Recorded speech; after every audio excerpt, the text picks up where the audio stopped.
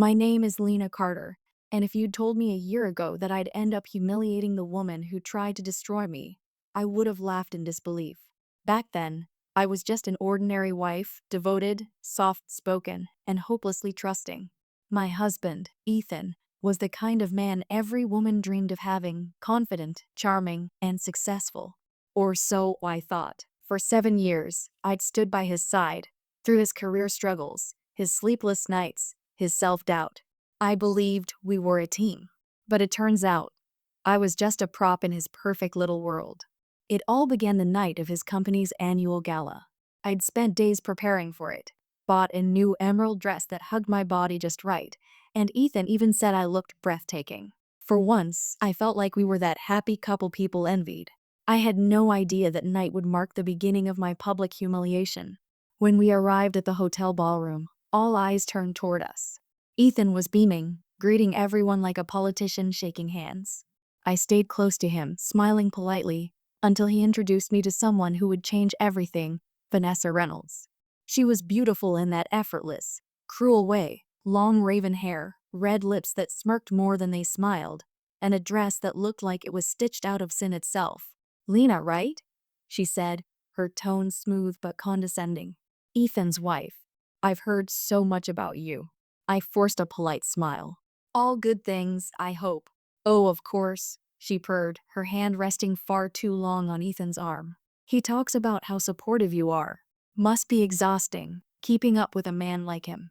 The words hit me like a needle wrapped in silk. She said it with that kind of fake sweetness that only women use when they want to stab another woman, quietly and cleanly.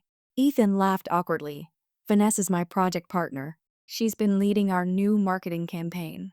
I'm sure she's doing a great job," I said, still smiling, even though every instinct told me she was trouble. Over the next hour, I watched her from across the room. The way she leaned in close when she spoke to Ethan, how her hand would occasionally graze his. He didn't push her away. He didn't even seem uncomfortable. If anything, he looked flattered. When we finally got home that night, I confronted him, calmly at first. "Ethan, who exactly is Vanessa to you?" He looked surprised, like he wasn't expecting the question. "She's just a colleague, Lena." "Why? You seemed awfully close for just colleagues." He sighed, loosening his tie. "You're overreacting. She's bold. That's all. You know how some people are in marketing, flirty by nature." I didn't like that answer, but I let it go, for the moment, because that's what I always did. I trusted him. But over the next few weeks, the late-night work calls began. The urgent meetings. The sudden need to travel for work. And every time I asked about Vanessa, his tone turned sharp, defensive. Then came the moment that truly broke me. It was a Friday evening. I was home, scrolling through social media, when I saw a new post from the company's official page, pictures from their client appreciation dinner. There was Ethan, handsome as ever, and right beside him, Vanessa, her hand resting on his chest, both of them laughing like lovers in a romantic movie. I felt the air leave my lungs. That wasn't a business dinner smile. That was intimacy. When Ethan came home that night, I was waiting. "How was your client dinner?" I asked, trying to keep my voice steady. "It went well," he said casually, hanging up his coat. "Did Vanessa enjoy herself too?" He froze. His eyes flickered just enough for me to know I'd hit the mark. "You're checking up on me now," he snapped. "I saw the pictures, Ethan. You think I'm blind? Everyone in that room must have seen the way she touched you, like she owned you." He groaned, rubbing his face. "You're being paranoid, Lena. It's embarrassing. Stop making something out of nothing." I wanted to scream, but instead, I did something worse. I fell silent. I let him gaslight me. I let him make me believe that maybe I was imagining things. That's the thing about betrayal. It starts slowly, with small doubts you choose to ignore. Weeks passed. He became colder, distant. The man who used to kiss me goodnight now barely looked at me. My calls went unanswered. My texts, ignored. I was living with a stranger who wore my husband's face. And then one morning, I received an email from a coworker of Ethan's, a woman I barely knew. The message contained just one sentence and a photo attachment. The line read, "You deserve to know the truth." My hands shook as I clicked the image. It was a picture of Ethan and Vanessa kissing. Not a quick peck, but a full, passionate kiss in front of the very same office building he swore he was working late in. I didn't cry. Not immediately. I just stared at the photo, numb. When Ethan came home that evening, I was waiting again, but this time, not as the fragile wife he could manipulate. "I know Ethan," I said quietly, sliding the photo across the table. He froze. His eyes went wide, then filled with panic, then fury. "Who sent you that? That's what you care about? Who sent it?" My voice broke. "Not the fact that you cheated."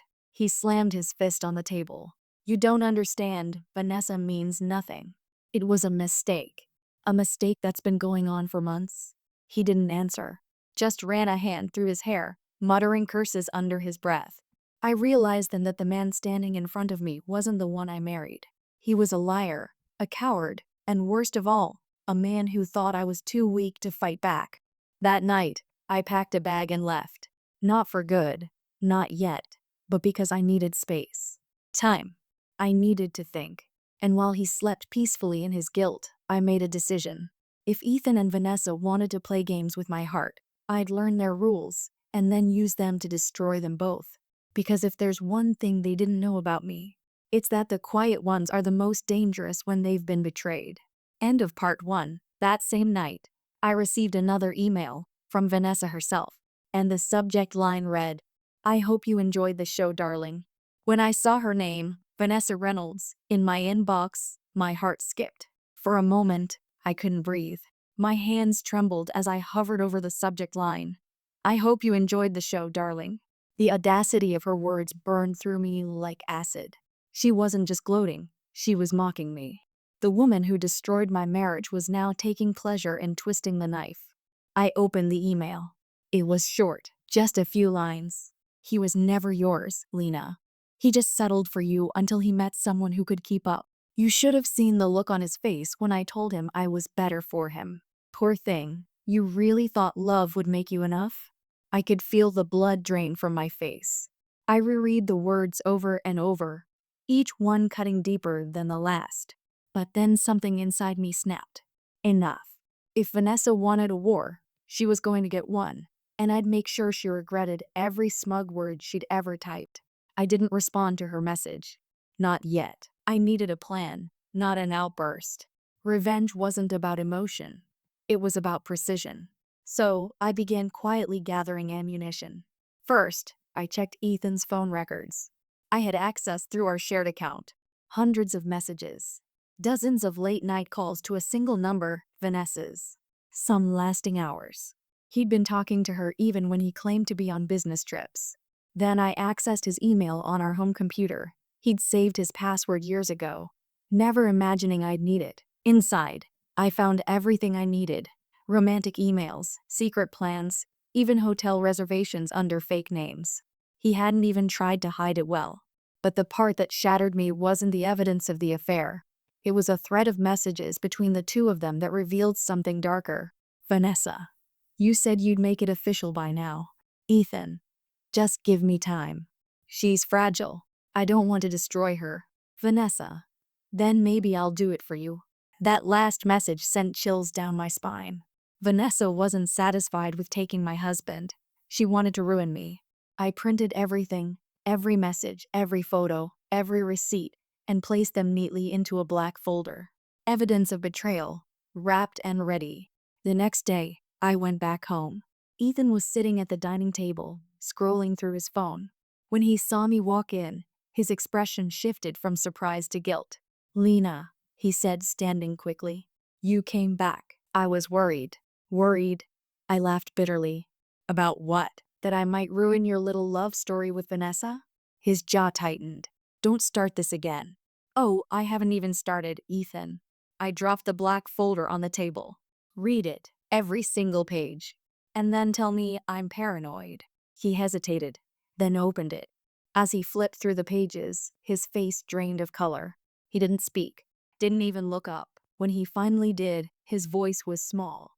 "Where did you get all this?" "Does it matter?" I said coldly. "You lied to me, Ethan. You cheated on me. And you let her mock me like I was a fool. It wasn't supposed to go this far, he said quietly. I never wanted to hurt you. Then why did you keep doing it? He didn't answer. Because there was no answer that could make it right. For a long moment, the only sound was the clock ticking on the wall. Then Ethan whispered, I'll end it with her. Tonight. I stared at him, searching his eyes for even a hint of sincerity. No, I said finally. You won't end it. I will. Before he could respond, I walked away, straight to our bedroom, where I shut the door, sat on the bed, and took a deep breath. Then I composed a message. To Vanessa Reynolds. Subject. You want to play games? Let's play. You think you've won, but you don't even know what game you're in.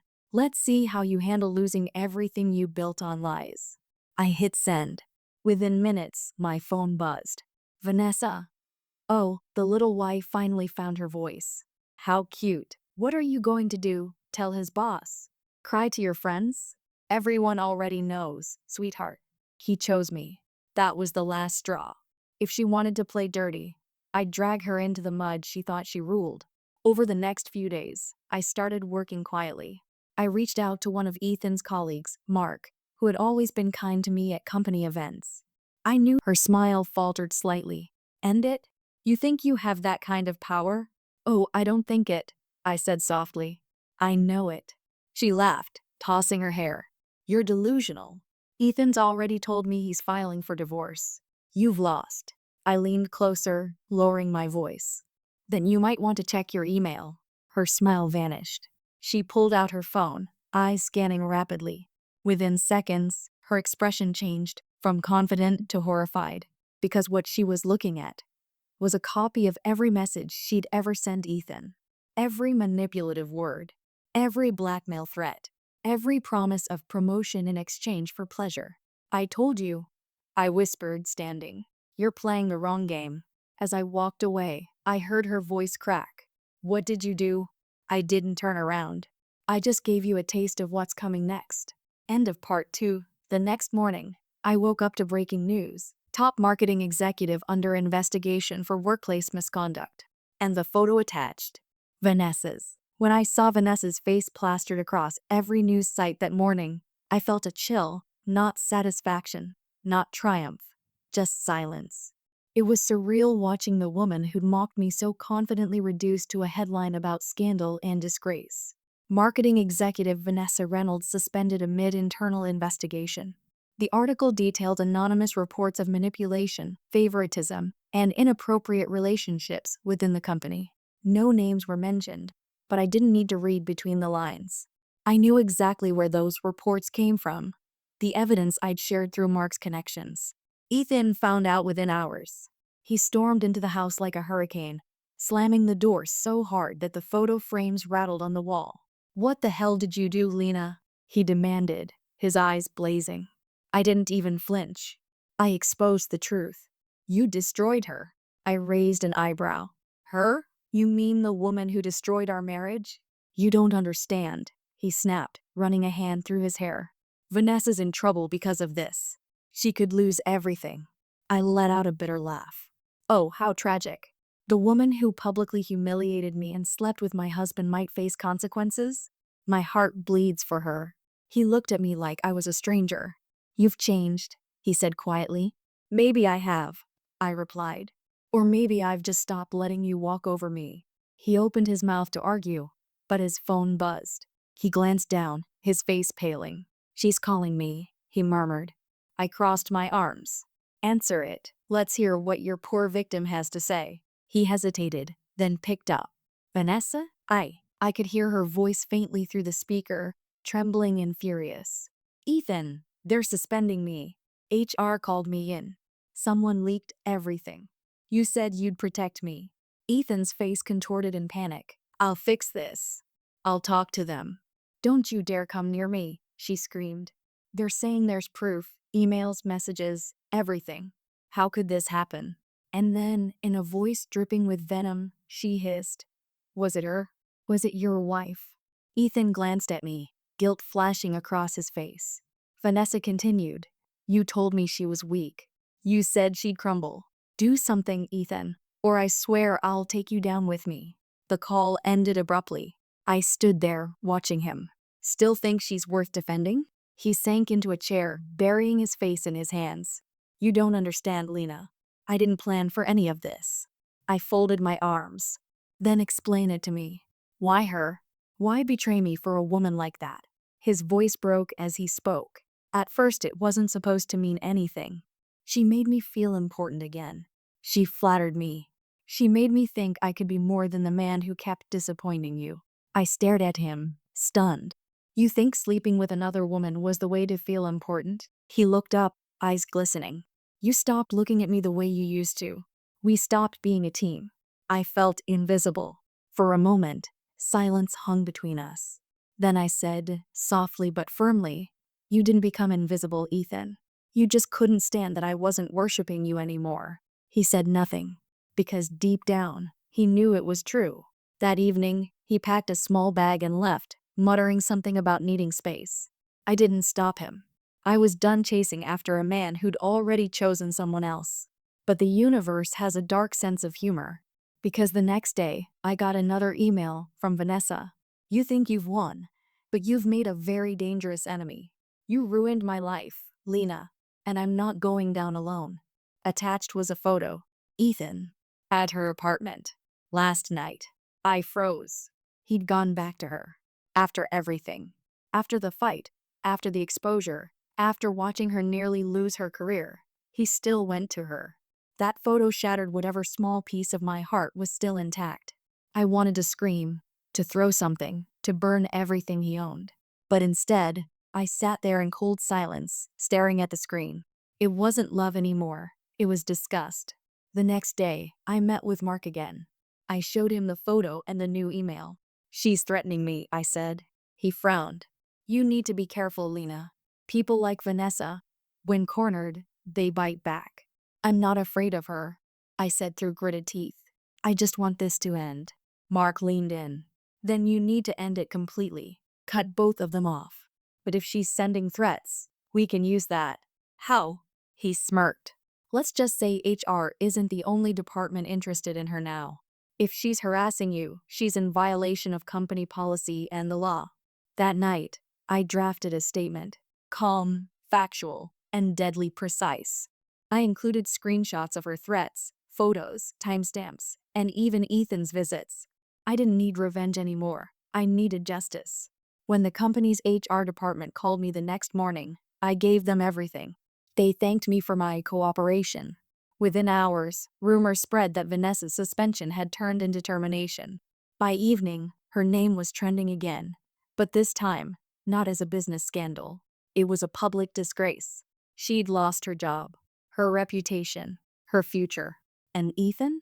He came crawling back. I was in the kitchen when I heard the knock on the door. When I opened it, he stood there, disheveled, desperate, and drenched from the rain. Lena, he said softly. Please. I made a mistake. I was angry, confused. She's gone now. I want to come home. I stared at him. This man who once made me laugh, who once promised forever, now looked small, like a shadow of who he used to be. You want to come home? I repeated. After everything you've done? He nodded, voice breaking. I know I don't deserve forgiveness, but I still love you. Please, Lena. I stepped aside silently and let him in. He took it as a sign of mercy, but in truth, I let him in for one reason only, because I needed him close for the final part of my plan. For weeks, I had collected every secret, every lie, every financial trail he'd tried to hide. Vanessa wasn't the only one who'd played dirty. Ethan had too. And now, it was time he learned what it felt like to lose everything he'd built on deceit.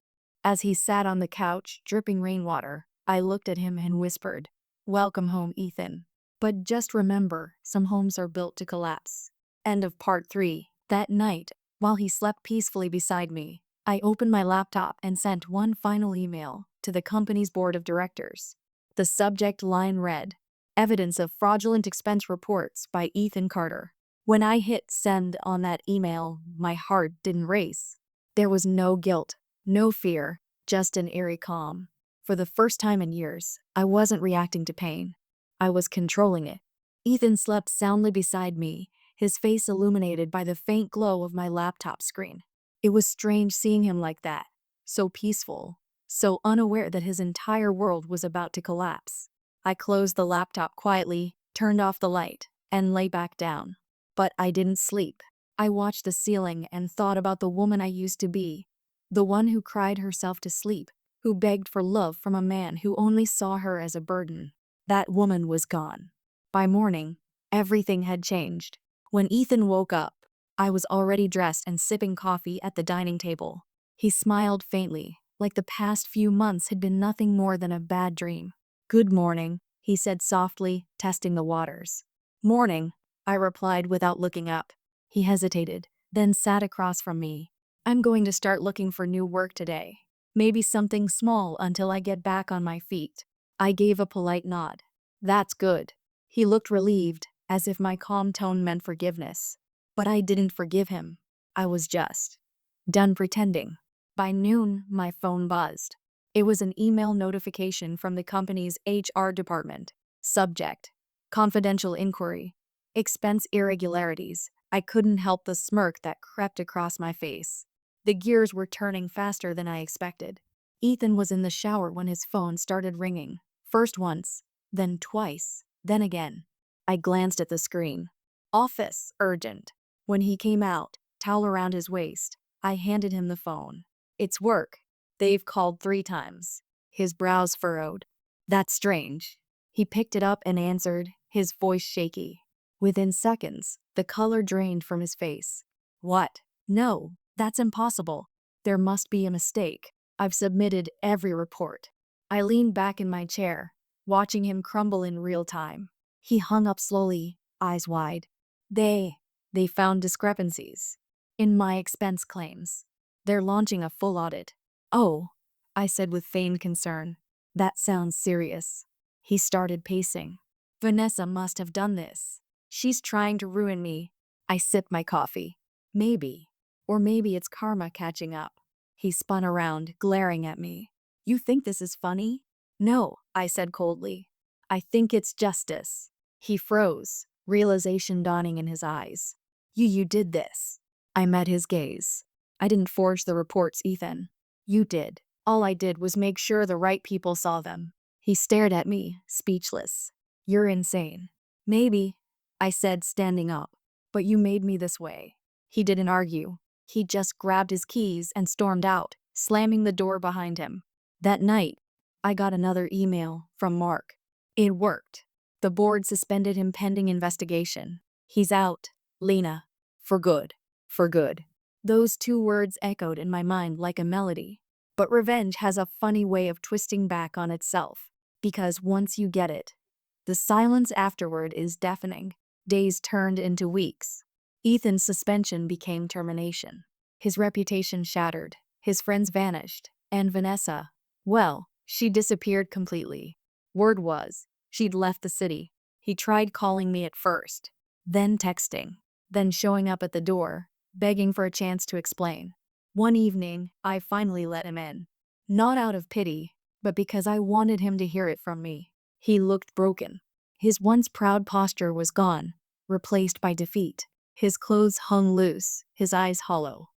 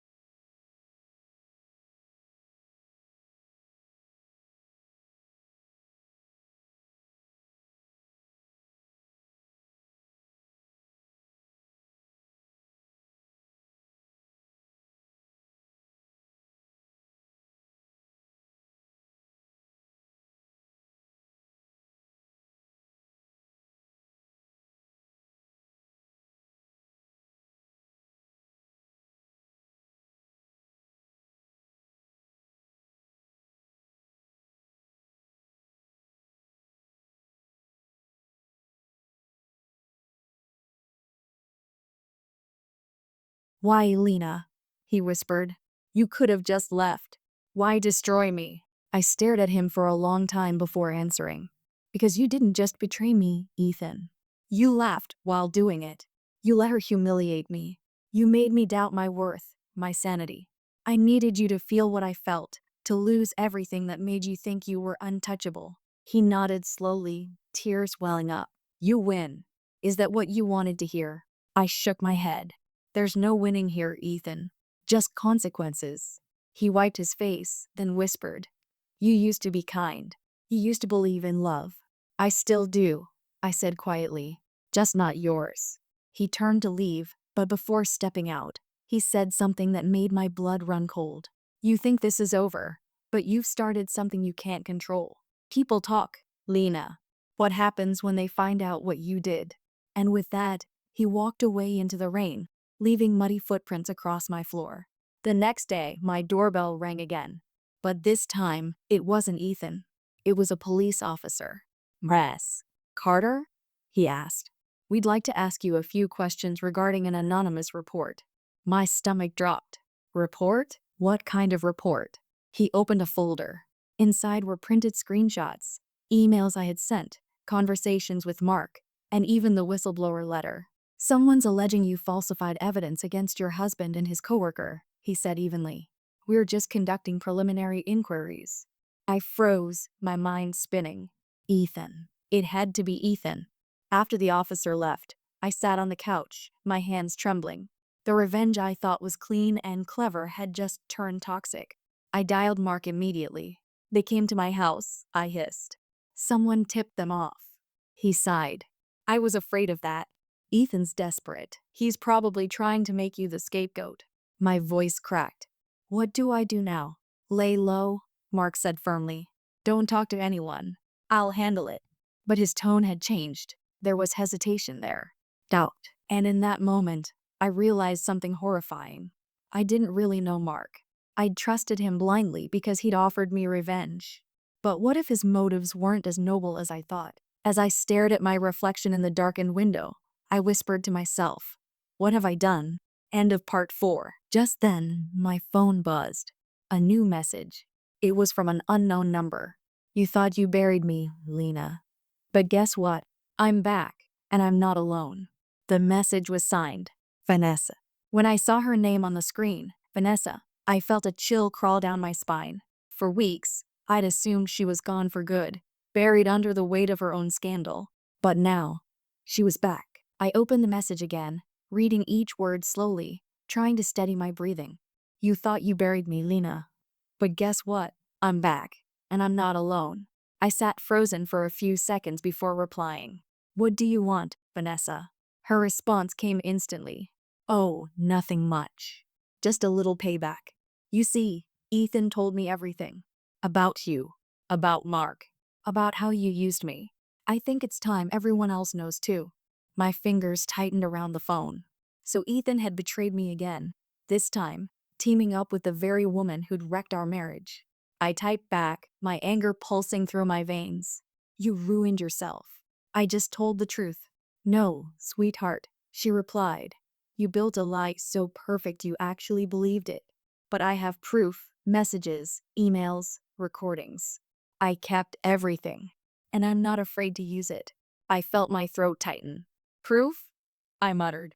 What proof? And then it hit me. The conversations I'd had with Mark. The strategy meetings. The screenshots I'd sent.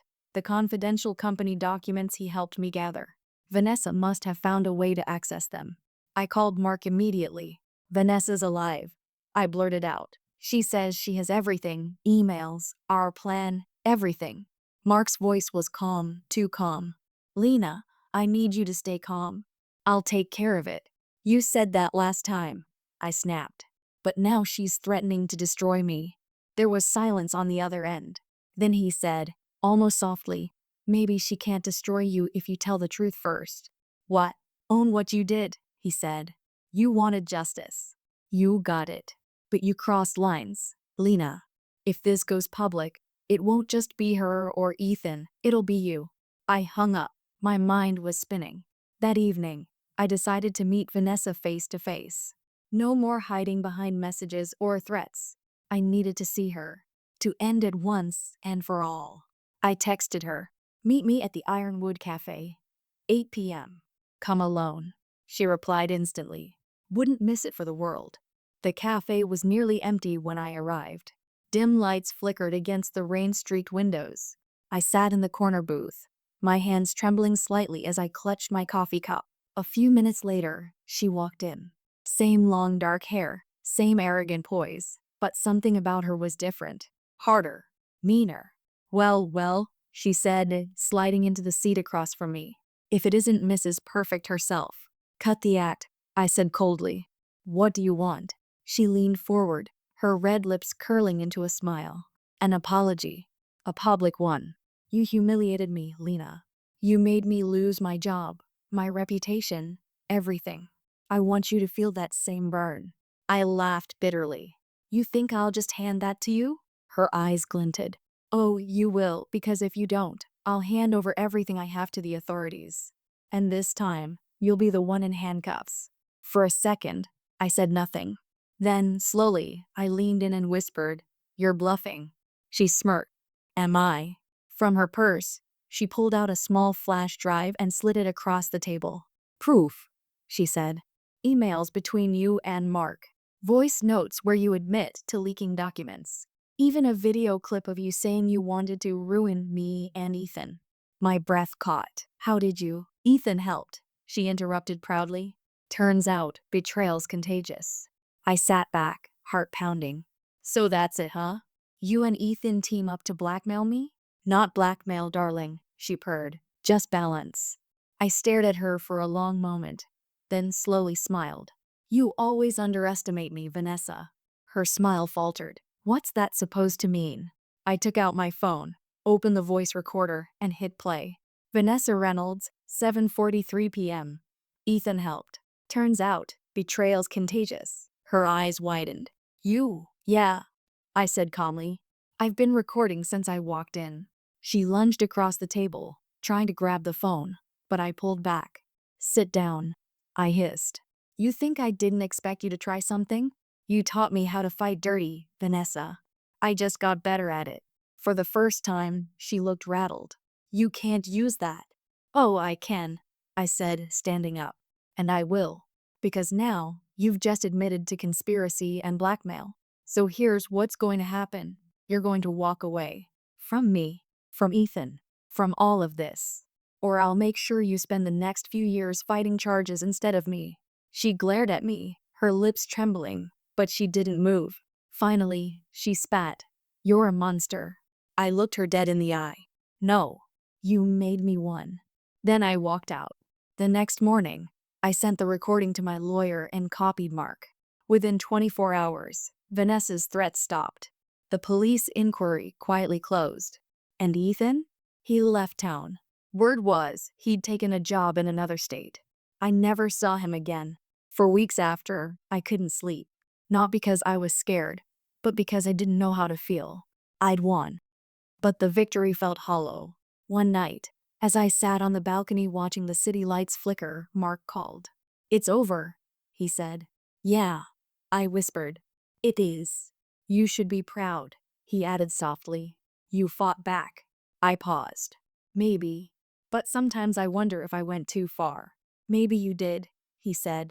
But at least now, no one will ever mistake your kindness for weakness again. We hung up, and I sat in silence, the night air cool against my skin.